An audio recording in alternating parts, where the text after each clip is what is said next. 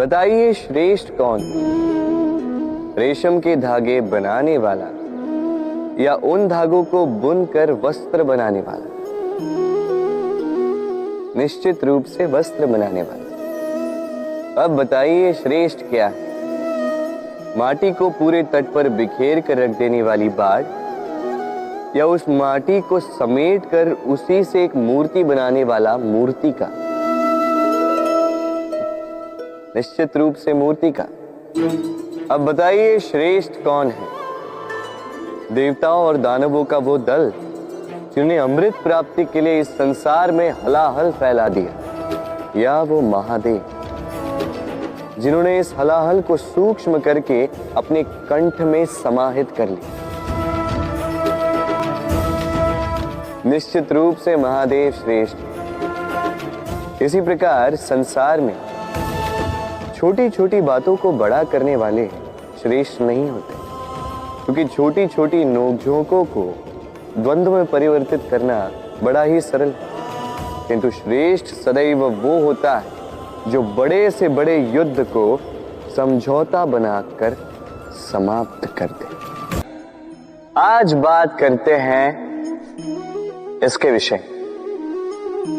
हीरा हमारे लिए अत्यंत विषय, अत्यंत प्रिय, अत्यंत चमकता। हीरे की चमक तो सभी जानते हैं, किंतु ये चमक आती कैसे? किसी दूसरे हीरे से इस हीरे को तराशा गया है, तब जाके ये संभव हो पाए। कितनी अच्छी बात है। स्वयं से स्वयं को तराशो और स्वयं को ही और बेहतर बना। अब सोचिए, क्या कीचड़ से कीचड़ को साफ किया जा सकता है? नहीं। उसके लिए आपको आवश्यकता होगी शुद्ध निर्मल जल की। अब इसी प्रकार अच्छाई से अच्छाई को और भी अधिक सुंदर बनाया जा सकता है, किंतु बुराई से बुराई को सुधारा नहीं जा सकता। सर्वप्रथम अपने मन को पावन करें, अपने मन को शुद्ध करें और फिर देखें इस दृष्टि से इस संसार को। ये संसार अपने आप शुद्ध लगने लगेगा। यदि किसी में आप विकार देखो तो शुभ कर्म करके उसके विकार दूर करने का प्रयास करो, उसकी सहायता करो, ना कि उसके विकार देख के स्वयं के मन में विकार लाओ। क्योंकि आप हीरे हो, किसी और हीरे को तराशने में उसकी सहायता करो, अच्छा लगे। वर्षा में कई बार आपने इंद्रधनुष देखा होगा, सतरंगा, मन भाव। पहला प्रश्न, ये इंद्रधनुष बनता कैसे? होता यूं है कि जब वर्षा की बूंदों से प्रकाश होकर निकलता है, तब वो अपने वास्तविक 7 रंगों में विघटित हो जाता है और तब हम इस इंद्रधनुष को देख पाते हैं। दूसरा प्रश्न, ये इंद्रधनुष वर्षा की बूंदों से ही क्यों बनता है? कारण है शुद्धता। वर्षा की बूंदें शुद्ध होती हैं, आकाश से धरती की ओर गिरती हैं, किंतु स्वयं के लिए नहीं, धरती की प्यास बुझाने के लिए। और इसीलिए तो प्रकाश जैसी वेगवान तरंगों को विघटित कर जाती है, उसकी वास्तविकता सामने लाती है। यदि आप भी शुद्ध मन से परोपकार करोगे, औरों के लिए जियोगे, तो विश्वास कीजिए, कोई आपको छल नहीं पाएगा। बड़े से बड़ा प्रहार टूट जाएगा यदि आपके मन में प्रेम की शुद्धता है। कितना सुंदर प्रतिबिंब है। इसका कारण क्या है? मेरा रूप सुंदर है या ये जल स्वच्छ है? नहीं, ये जल स्थिर है, शांत है।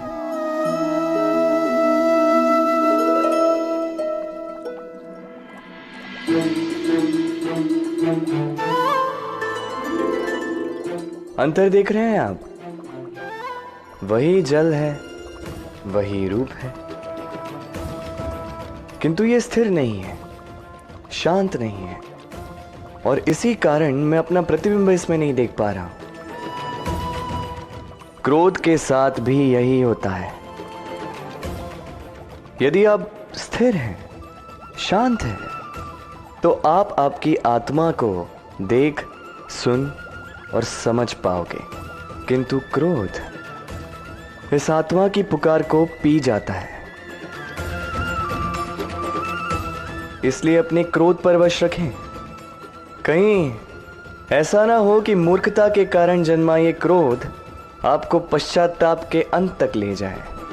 कई लोग मुझसे आके कहते हैं, कान्हा तुम्हारे शब्द तो अब क्या कहें, क्या से क्या कर जाते हैं, तुम्हारे शब्द असंभव को संभव कर दिखाते हैं।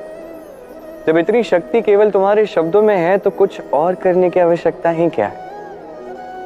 अब वो लोग ये बात नहीं समझ पाते कि ज्ञान केवल शब्दों का एक समूह है, किंतु इसका अर्थ क्या है ये जानने के लिए अनुभव करना आवश्यक है, उस मार्ग पे चलना आवश्यक है। ये अनुभव ही आपको अर्थ समझाएगा।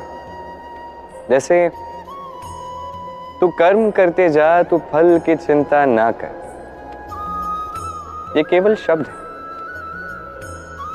इसका सार क्या है, इसका अर्थ क्या है, ये समझने के लिए उस मार्ग पे आपको आगे चलना होगा, उसकी पालना करनी होगी, कर्म करने होंगे निरंतर, बिना ये सोचे कि क्या मुझे अपने कर्म का फल मिल भी रहा है या नहीं।